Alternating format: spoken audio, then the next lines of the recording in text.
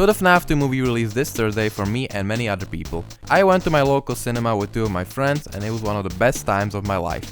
I had a puppet cosplay and we met many other cool cosplayers. The cinema was packed with fans and we cheered and laughed whenever there was something cool happening. All in all, I loved the second movie. It was definitely an improvement from the first one in so many ways. And I don't care what people on TikTok or critics say about it. All I know is that I loved it, and many others also did. And that's all that matters. But this video isn't a review of the film, but a rundown of everything new we learned from it that might help us understand the games more. Let's begin.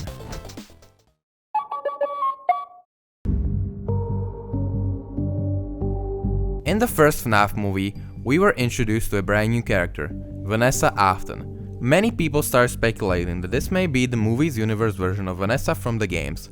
We know that Vanessa in the movies is the daughter of William Afton.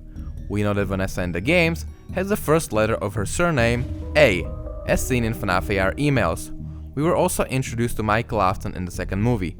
So this may imply Vanessa is indeed an Afton in the games. This has been a theory that existed for quite some time, but now with the existence of Michael, it may seem even more likely. Speaking of Michael, so as I said before, we were introduced to an in-movies universe version of Michael. We didn't even know what he looked like, and now we saw him for the first time. While not counting the mewing streak he was grinding the entire movie, he was also presented as a twist villain at the end.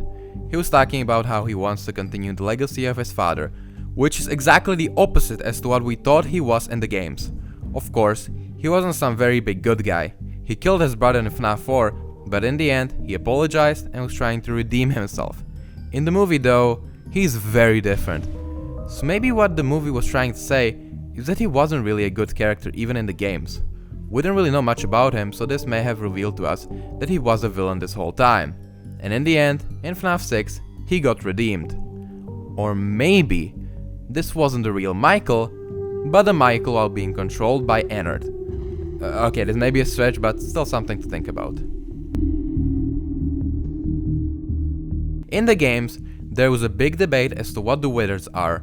Are they the destroyed version of the ones in FNAF 1, or are they the original ones? Well, the movie cleared it out for us. These wizards aren't the original animatronics we see in FNAF 1, they are just prototypes used for spare parts. Nothing really to add to that. Finally, confirmation on this long-lasting mystery. There were many theories surrounding what restaurant in the FNAF universe was the first. All of us thought that it was the Fredbear's, but we might have been wrong. In the movies, it was revealed to us that the first is actually the FNAF 2 location. Charlotte was the first and she died in 1982, a whole year before the bite of 83.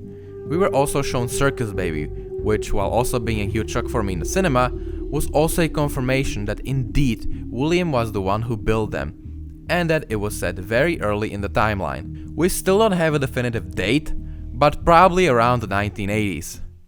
Now of course, we can't really say that everything in the games is same as in the movies. For example, how Charlotte died.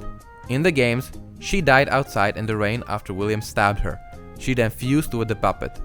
Which could also explain why in the FNAF 6 minigame, the marionette just magically disappears.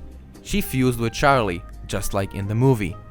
All in all, these were just a few things from the second movie which could help us solve the game's lore. There may be many more minor things, but these are the most noteworthy. If you have some other things which you noticed, write them below. Thanks a lot for watching, and I will see you next time. Bye.